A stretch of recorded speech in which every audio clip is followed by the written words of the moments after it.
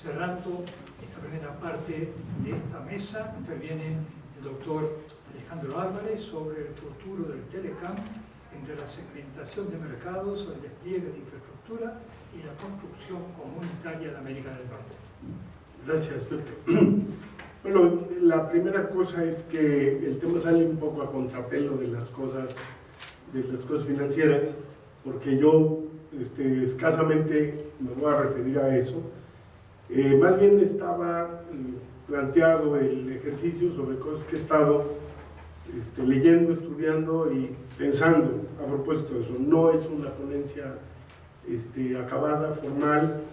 Le mandé a Amar un resumen de unas partillas y en realidad lo que quiero es simplemente exponerles el esquema y pues medir un poco si andamos bien o andamos patinando en hielo delgado.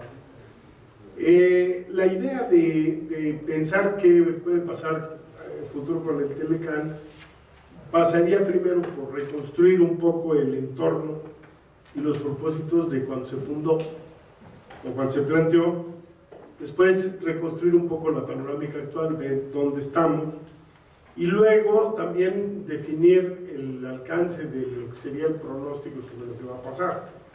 En realidad yo de entrada, lo que quiero decir es que, digamos, opté porque ni me iba a referir a la posibilidad de que el área de libre comercio evolucione a una unión aduanera. Es un asunto que ha trabajado muchísimo Antonio Gasol y que tiene trabajos que ya ilustran los perfiles del problema, ni tampoco la posibilidad de que se mueva a un mercado común. No creo que sea el ejercicio que es pertinente.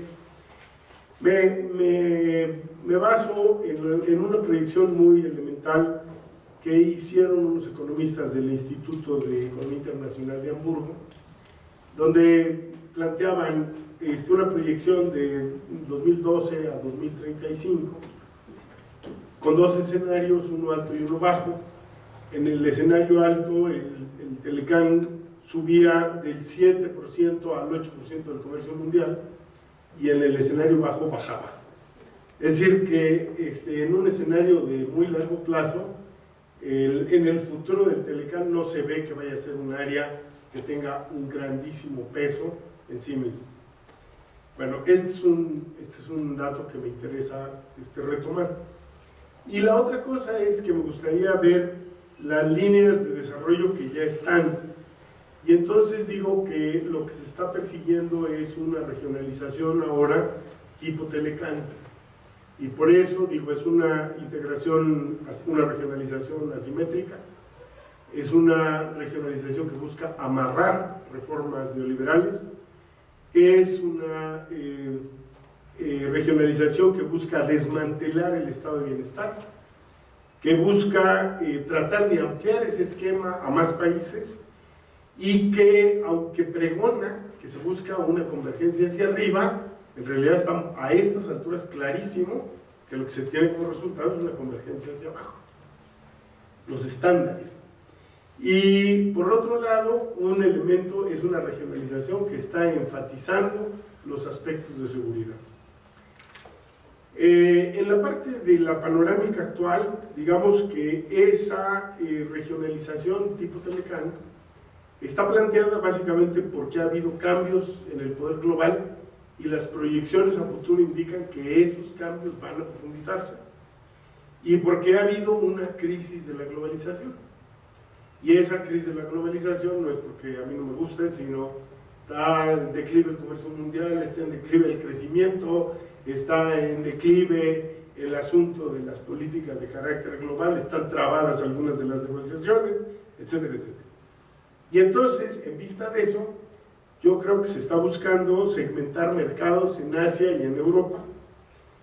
En Asia a través del Trans-Pacific Partnership, en el caso de Europa, a través de este tratado de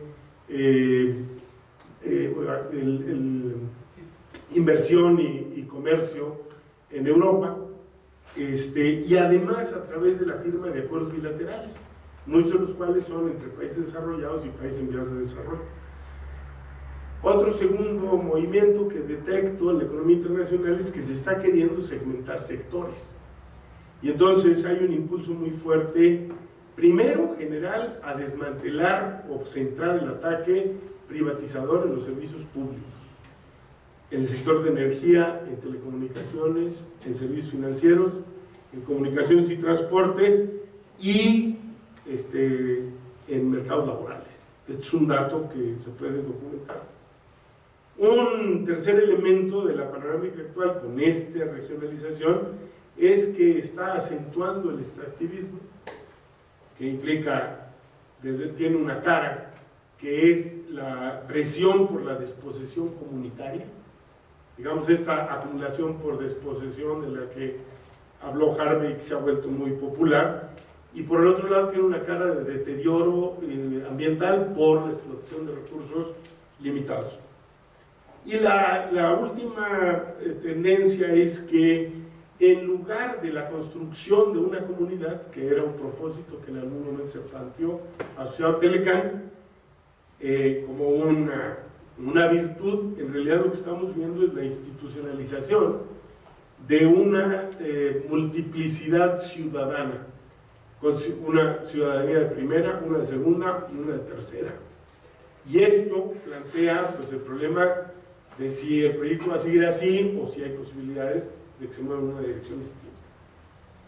Bueno, yo tengo mi versión de cómo se planteó la lógica del Telecán, y aunque se insiste en que haya sido un proyecto mexicano, yo creo que el elemento central fue una estrategia norteamericana, de Estados Unidos en concreto, y el argumento central es que había visto, cuando se planteó esto, primero un aumento de la presión competitiva de Alemania y Japón, y un deterioro de la posición relativa de Estados Unidos que se expresa en el cambio de primer acreedor mundial a primer deudor mundial a partir del 85. En tercer lugar, digamos que tenía la ronda Uruguay del GATT trabada, con una agenda muy ambiciosa que no podía llevar adelante. Y a través de los acuerdos, el impulso al bilateralismo con Canadá y con México, en realidad estaba tratando de destrabar la negociación global. Y un elemento explícito muy fuerte al que todo el mundo ha hecho referencia aquí es que se trataba de encadenar las reformas estructurales de México, aislándola de posibles reversiones de carácter populista. Se trataba también de ampliar el esquema de libre comercio a las Américas. Este es un asunto que no se nos debe olvidar porque estaba planteado con toda claridad. Y en un momento dado, ya en la década del 2000, se trataba de extender el esquema a criterios de seguridad. Por eso se planteó lo del ASPAN en 2005 y se convirtió en un elemento, en un ingrediente de una regionalización con una componente de seguridad, además incluso enfatizada en términos militares. Bueno, entonces en la panorámica actual, si está en crisis la globalización, yo percibo que hay un refuerzo de la regionalización. Y ese refuerzo de la regionalización es porque además de la disputa, digamos, entre, vamos a ponerlo en números gruesos, Europa, Asia-Pacífico y Norteamérica, digamos que hay una disputa geográfica, una disputa sectorial y además una disputa político-social, porque este es un elemento que también tenemos que introducir. Digamos, la crisis de la globalización ha planteado la generalización, casi diría yo, irracional de las políticas de austeridad. Y esas políticas de austeridad son una receta que se ensayó en América Latina, en México desde luego con toda claridad, y que se ha convertido en una, digamos, espada de Damocles cada vez que hay una crisis financiera con saldos negativos para los países. Bueno, entonces, en el caso de la segmentación de los mercados, Alianza Transpacífica, aunque aparece la Alianza Transpacífica aparece como un proyecto al que está suscrito medio mundo, hay evidencias de que México y Canadá fueron arrastrados, literalmente arrastrados, a esa negociación. Que no, ni idea, ni siquiera estaban invitados. al baile. Y les metieron en líos cuando seguía avanzando la negociación, y luego se buscaron mecanismos de autodefensa cuando se planteó el problema de desarrollar una alianza del Pacífico con los 4 países de América Latina.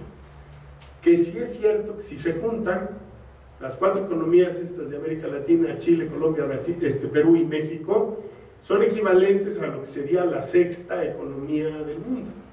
Entonces no es un mercado despreciable.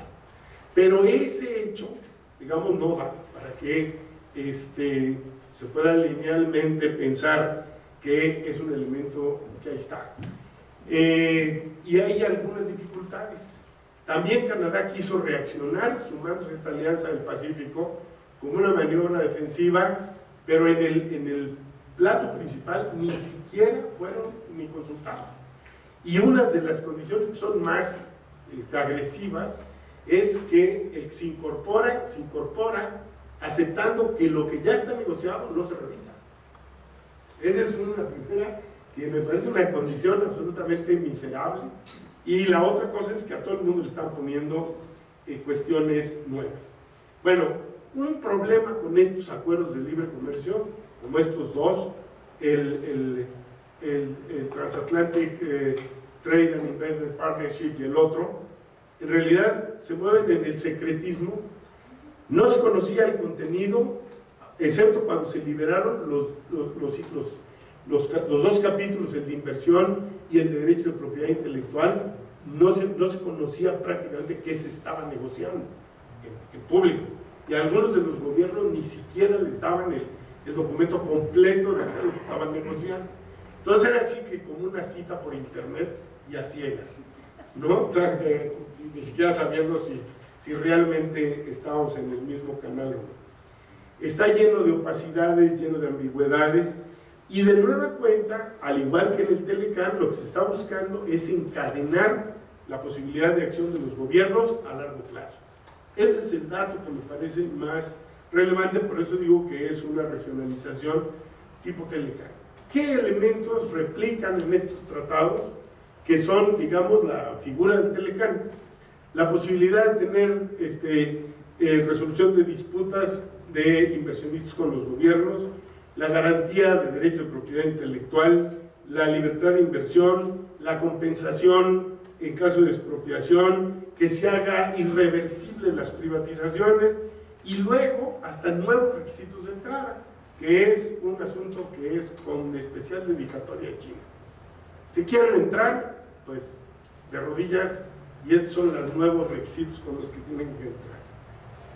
Bueno, en el caso de esta regionalización, que es la que está empujando Estados Unidos, por un lado con una pata en Asia y América Latina, y por el otro lado con Europa, por eso digo que está queriendo segmentar geográficamente mercados, porque es obvio que no va a poder disfrutar todo. Entonces, como diría Monsiváis, de lo perdido lo que aparezca.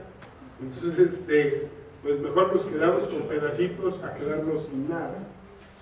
En el caso de Europa tenemos el doble movimiento. Por un lado, la profundización del pacto fiscal, que es, digamos, la que aprieta a la Unión Europea de los 20, ¿no sé cuántos? 27 o 28. Y por el otro lado, el ampliar la presión de la austeridad sobre la periferia, que sería el área euro, con otros 17. Entonces el problema eso es lo que digo, que hay la crisis de la regionalización, de la globalización, está llevando estos esquemas de regionalización que por un lado se profundizan, por el otro lado se amplían, etc. En el caso de Asia-Pacífico, si vemos, la relación clave es la de China con los países de APEC, el Consejo Económico de Asia-Pacífico, con el que tiene